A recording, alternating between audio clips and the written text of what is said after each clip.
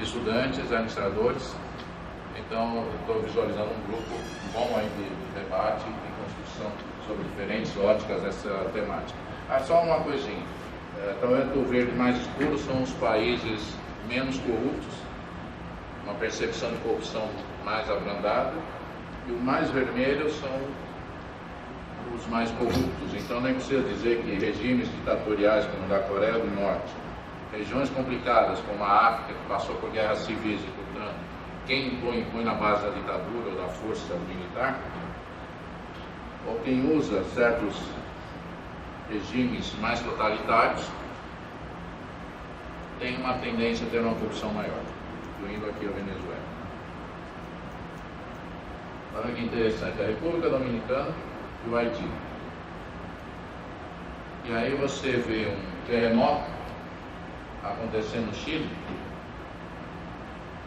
e as coisas vão bem, estão sob controle, embora sempre há casualties, sempre há pessoas que morrem. No Japão, um terremoto, as coisas vão bem. No Haiti, há um terremoto, o desastre é imenso. Será que tem alguma correlação com a corrupção? As pessoas deveriam estar focadas na tecnocracia, na melhoria das práticas, focadas em administrar um sistema político de sobrevivência, quer dizer?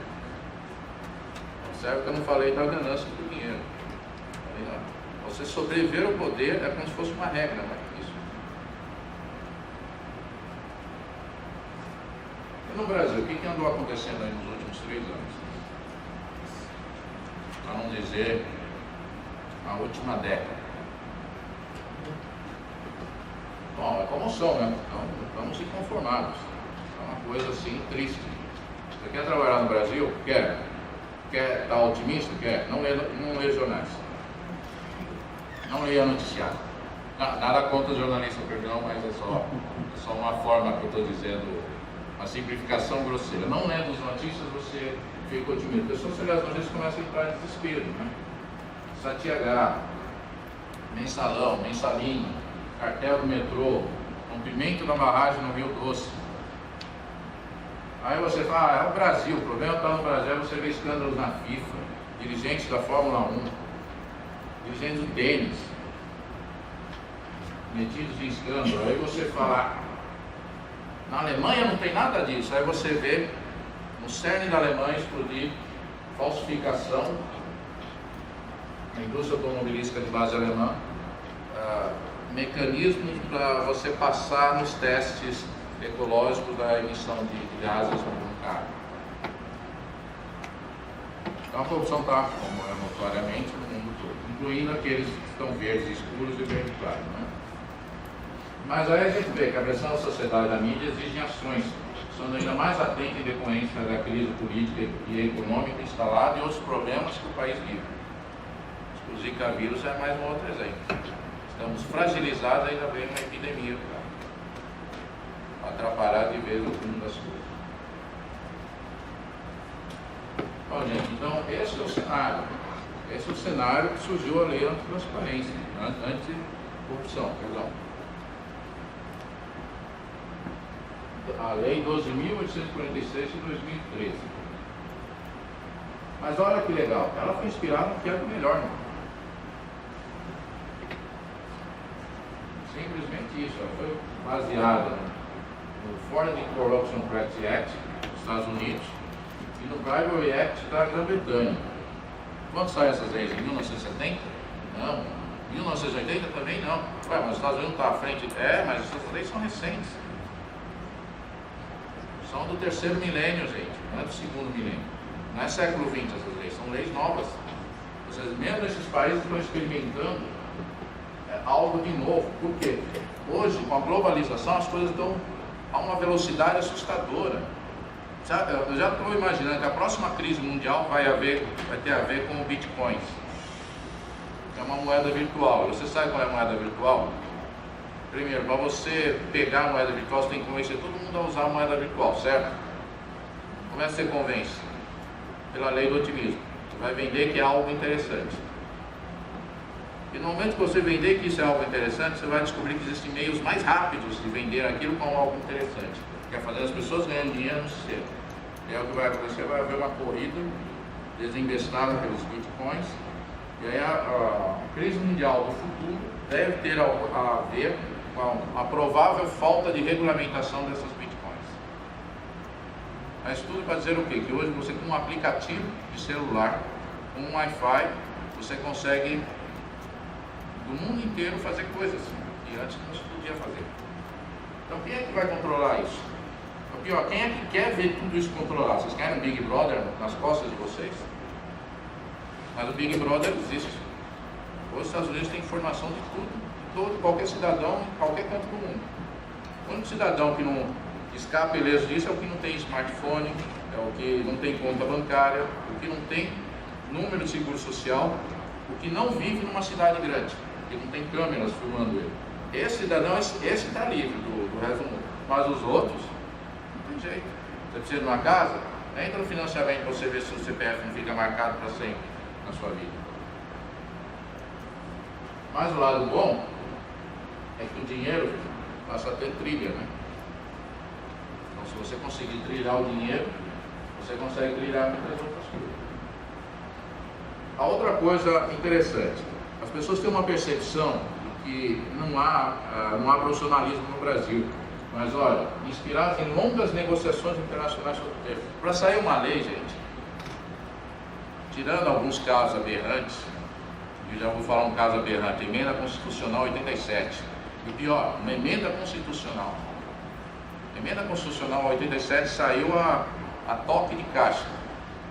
Vai ser uma coisa completamente absurda. Dizer assim, há uma guerra entre os estados, com o ICMS, e quem vai resolver o problema é você, contribuinte. Mas como é que eu faço? É assim, você partilha. Como assim, eu partilho? Isso não é a responsabilidade de vocês. Não, você contribuinte vai ter que fazer isso. Mas, cara, um funcionário que faz tudo para mim, vai ter que fazer isso, vai. Agora parece que cai um pouco de noção do absurdo legal da emenda constitucional 87 e um juiz aí suspendeu para as micro e pequenas empresas. Um completo absurdo. Eu li a emenda constitucional 87 e falei, isso aí passou pelo menos pelo crivo de um contador, de um advogado? Duvido. E para mim, contador é advogado que assinou aquilo ali, não é. Pode ser contador de outras áreas, mas não para tributação. Estou falando uma besteira, alguém acompanhou a emenda constitucional 87 aí? Eu fiquei cabelo de pé, foi tão absurdo quando um cliente chegou para mim e falou, Eduardo, como é que vocês vão fazer a contabilidade da gente aqui por diante? Eu falei, cara, não é mais nada. Como é que você soube isso? Eu participei de uma conferência lá numa empresa grande distribuidora que está preocupadíssima com isso e eu estou também aqui desesperado. Eu falei, cara, relaxa, você é pequeno, até eles descobrirem como fazer isso, você não tem que se preocupar, porque eu li a emenda constitucional de 87, não fala nada, só diz que tem uma partilha entre os estados e que você é responsável pelo recolhimento disso. Então, Eduardo, é disso que eu estou perguntando. Não se preocupe, cara. Não se preocupe. É tão absurda essa lei que eu não acredito que ela vai ser implementada. Foi. Mas um juiz suspendeu para as micro e pequenas empresas. Também a lei está salva. Por enquanto. Depois vai vir outras perguntas aí para preparar ao longas horas. Você falou que é difícil explicar para os estrangeiros a situação do Brasil. Tem que explicar a tributação e a lei trabalhista. Difícil. O que isso está vendo? Faz coisas desviando do tempo? Então não, porque exatamente esses absurdos legais da tributação, os absurdos legais da legislação trabalhista estão levando as empresas a se corromperem de diferentes maneiras para sobreviver no mercado.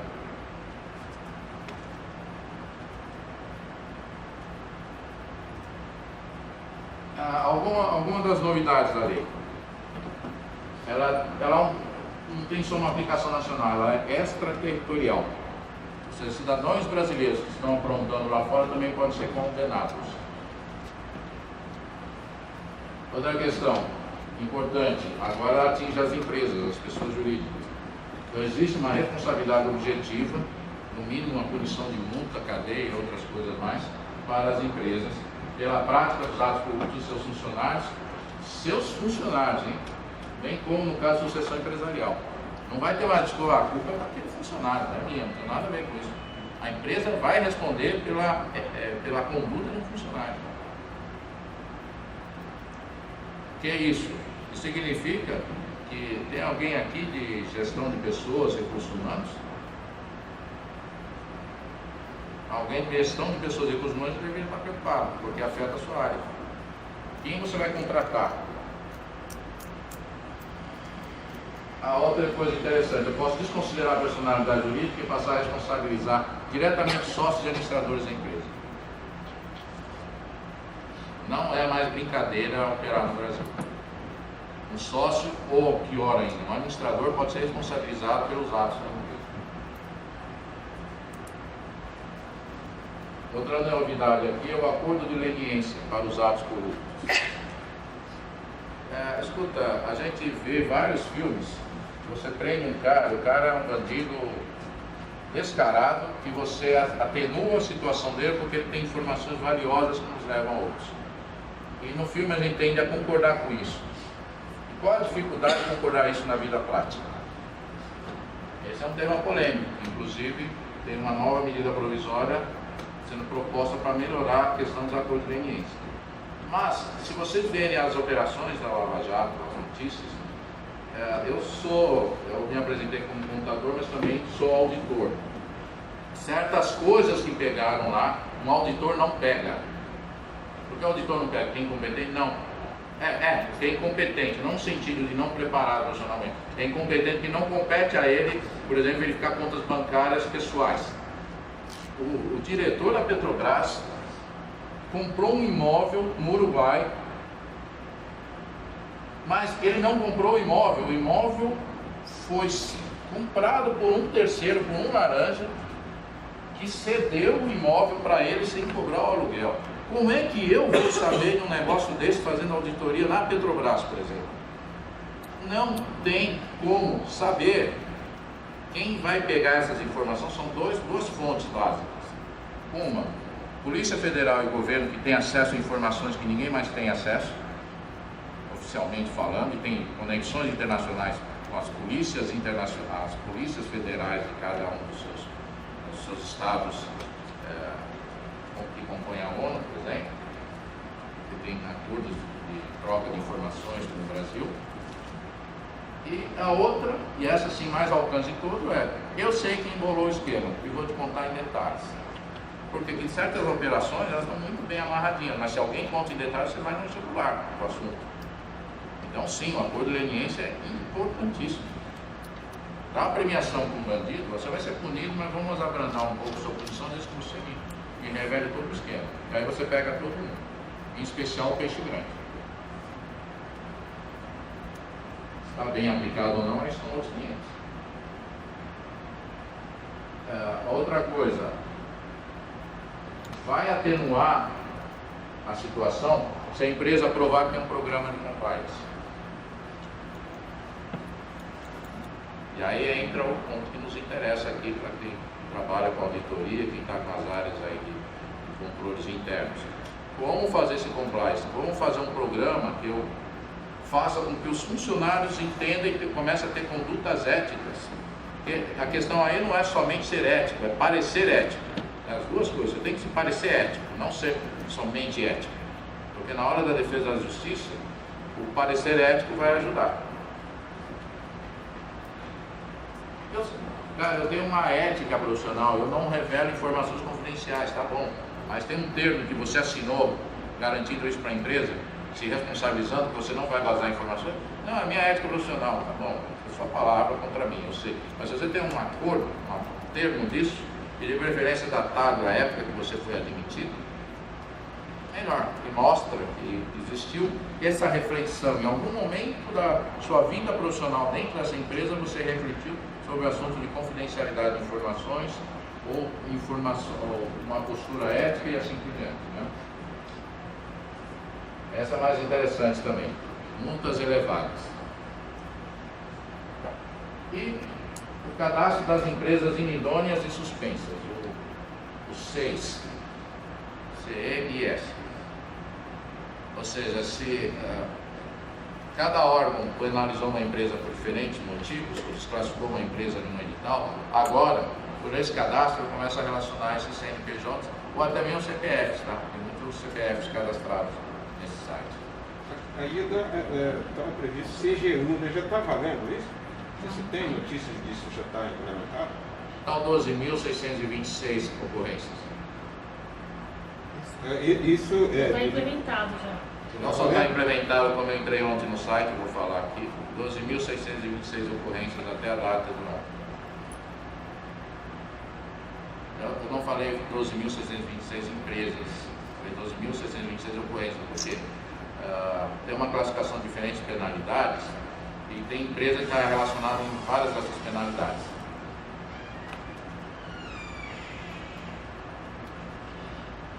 Bom, vamos comparar aqui. Vamos comparar aqui como é que a lei brasileira e como estão a diferença com a prática americana e a prática do Reino Unido. Ok? Corrupção. Se na lei brasileira a existência da corrupção pública, inclusive entre funcionários públicos nacionais e estrangeiros, ela está prevendo isso. E não se limita só ao nacional, pega o estrangeiro também. Nos Estados Unidos, a existência apenas no âmbito de funcionários públicos estrangeiros. E na versão inglesa, existência de corrupção pública e privada. Então aqui a mais radical aí já é a legislação inglesa, porque se eu tenho uma corrupção entre empresas, eu posso ser punido na legislação inglesa, mesmo que não afete o governo, mesmo que não afete o cofre do contribuinte, ele pode ser penalizado. O tipo de responsabilidade objetiva no sentido administrativo e civil. No caso americano, era objetiva para os atos relacionados à contabilidade e subjetiva civil e penalmente. E no caso inglês, é o strict liability, ou seja, objetiva penalmente. Qual a multa? Do ponto 1% a 20% do faturamento bruto, com pena mínima de multa mínima de 6 mil até 6 milhões de reais. Tem outras complexidades sobre esse cálculo aqui, mas é considerado elevada a sanção. No caso americano, de 2 milhões de dólares a 25 milhões de dólares. 2 vezes o benefício. Se você se beneficiou numa operação em 70 milhões de dólares, a sua multa vai ser de 140 milhões de dólares. Basta devolver o dinheiro que você roubou, você ainda vai ter que devolver mais. E no caso inglês, a multa é ilimitada. Outras penalidades foram criadas na lei. Cadastro das empresas punidas, a publicação da decisão condenatória, ou seja, passa a ser uma informação pública, dissolução compulsória e proibição de receber incentivos, subsídios ou empréstimos em entidades públicas. Se ficar marcado, você não vai poder mais receber nada. Aí é sem retorno? Ou tem prazo para votar? Se você tem informação? Esse princípio sem retorno. É o que eu vi na lei. Não, é prazo máximo de 5 anos. 5 anos, ó, a prescrição. Mas aí você vai ter que regularizar. Vai ter que Mínimo resolver tudo isso. de 1 até máximo de 5 anos de suspensão. No caso americano, suspensão ou proibição de contratar com o poder público, lógico, né? E no caso inglês, não há previsão de outras penalidades. O inglês é mais simples, mais enxuto aí na sua legislação. Programas de conformidade. Aqui fiz questão de escrever a palavra conformidade, todo mundo fala compliance, para cima e para baixo, e não sabe nem escrever em português. Eu sei falar inglês, mas alguém fala para mim, olha Eduardo, vou customizar os processos, dói o ouvido. Você vai customizar os processos? Não dá. Não dá. Quer dizer que você não sabe qual palavra na língua portuguesa existe para a palavra custom em inglês. Não sei. Eu vou customizar. Vamos em frente então. Vamos customizar a economia, vamos customizar os processos e tudo. Custa dizer adaptar, implementar, fazer alguma coisa assim, não. Tem que ser customizar. É um pulo. Pior ainda, meu competidor. Seu quê? Não, meu competidor. Seu competidor? Essa é concorrente que você está falando, não? Não, no inglês é competitor. Ah, tá. Aí não pode ser concorrente porque em inglês concurso significa outra coisa. Bem-vindo ao inglês pragmático que não lê livros da língua portuguesa. E ó, nem sabe que a Lígia Fagundes Telles foi indicada ao Nobel de Literatura. Alguém está sabendo disso? Ok. Vamos voltar aqui. Programa de conformidade. Identificação e avaliação do risco, medidas de mitigação, aplicação do programa e revisão periódica. A novidade vai ter isso na lei, não nas práticas. Quem é auditor interno, quem trabalha com auditoria sabe como funciona o métier. Depois a gente vai falar um pouquinho sobre isso, sobre o curso. No caso inglês, a consideração é aplicável, e no caso americano também. Leniência. É possível a celebração de acordos. As 3 legislações permitem isso. Crédito por reporte voluntário. Sim, ajuda a reduzir a pena em 2/3 da multa e exclusão das demais sanções, exceto, obviamente, as criminais. A legislação americana prevê também, e na inglesa, sim, mas com limitações. Dispositivos contábeis e controles internos. A lei brasileira não entra nesse assunto, não disciplina nada. A inglesa, embora está escrito sim, na verdade não. E onde está no americano aqui sim, não, na verdade é sim. É o caso americano que disciplina a questão contábil. Ele vai mais no... vamos ver os livros, vamos examinar os livros contábeis e vamos... isso vai valer pontos ou não na análise da denuncista.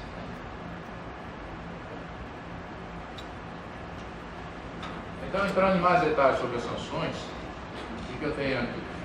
Publicação da decisão condenatória em meios de comunicação, inclusão no nome das listas das empresas autuadas, então seu nome fica sujo publicamente, né? Proibição de receber incentivos, subsídios, empréstimos em entidades públicas. Aquele time de futebol vai ter caixa? Vai ter mais. Vai ter mais logo da Caixa Econômica no uniforme dele. Um terrível aqui, suspensão das atividades. Outra sanção, confisco dos bens de sócios e administradores para completar o ressarcimento aos cofres públicos. Não tem dinheiro, a empresa está falida? Tudo bem. Dá suas propriedades aí. Aquele imóvel, aquela fazenda, aquele dinheiro que você aplicou escondidinho, tudo isso vai ter que vir à tona. Os sócios vão ser responsabilizados até o limite do valor devido. A multa, já falamos, né, com 1% a 20% de faturamento bruto anual, com um valor entre 6.000 e 60 milhões de reais. Obrigação de devolver integralmente os prejuízos causados ao patrimônio público. Então, finalmente, a lógica, né? A lógica bateu, né? Veta a participação em concorrências públicas, óbvio, né? Determinação de fechamento da empresa, se for o caso, e a prisão de sócios administradores da empresa. Aqui a gente vai entrar naquele ponto, Sr. Alonso havia aportado aí, a questão das empresas. E aí? Vamos fazer muito escândalo, a OAS só tem corrupto? Será que a OAS e a Petrobras só tem corruptos? A Samarco tem corruptos? Esse é o ponto, gente. Gente, antes do escândalo da Samarco, eu assisti uma palestra pela KPMG, eu fiquei 1 ano em Belo Horizonte, e eu assisti uma palestra da Samarco, os funcionários tinham orgulho de trabalhar na Samarco. Orgulho. Hoje eles se escondem, é uma pena. Mas é assim, é uma coisa, o problema da corrupção é esse, é quando você está com o time que está sujo com a história. Você não tem nada a ver com a situação, mas você passa a ser ligado àquilo. É uma coisa drástica, uma coisa dramática que estamos vivendo. Desculpa, só relembrar aqui, nesse ambiente aqui nós tivemos a participação, nós falamos disso ano passado, você lembra a moça da Sanasa? E ela estava para entrar, a Sanasa, para quem não sabe, teve um problema de corrupção lá, de algumas pessoas, de novo, eu acho que é importante dizer, e não são todos, algumas pessoas que cometeram deslize E aí, me parece que o que é importante é separar justamente isso, né? Quer dizer, separar, aquele tradicional, separar o joio do trigo, né? Não são todas as pessoas da Petrobras, da OAS, da Camargo Correia, da Engevix ou da Sanasa. Algumas pessoas, como você falou, eles sentem vergonha, porque algumas pessoas cometeram deslize, mas fica aquela pecha, né? Todo mundo daquela empresa. Então me parece que o grande o grande que tem aí da questão ética que você falou é como é que se separa o joio do trigo. Vamos separar o joio do trigo. A lei ainda não respondeu isso. Seria surpreendente achar um método para separar o joio do trigo. Mas, de qualquer forma, às vezes é importante você blindar a operação e colocar os responsáveis na punição. Mas o que acontece é que é uma pergunta que eu sempre me fiz. Quando teve aquele escândalo nos Estados Unidos, os bancos quebraram, culpa deles mesmos, por que a justiça americana não simplesmente arrancou todos aqueles sócios da empresa e colocou outros? Era o Bush, o presidente, né? O cara estava muito relacionado a isso. E aí os bancos se recuperaram, estão aí e tal, e falaram, o governo americano vai financiar, vai salvar os bancos, porque o desemprego vai ser muito grande. Ao contrário, aqui a gente não teve um PROER das construtoras, então o setor está quebrando. O setor da construção civil no Brasil está quebrando. E aí quando a gente acordar nisso, a coisa vai ser mais difícil.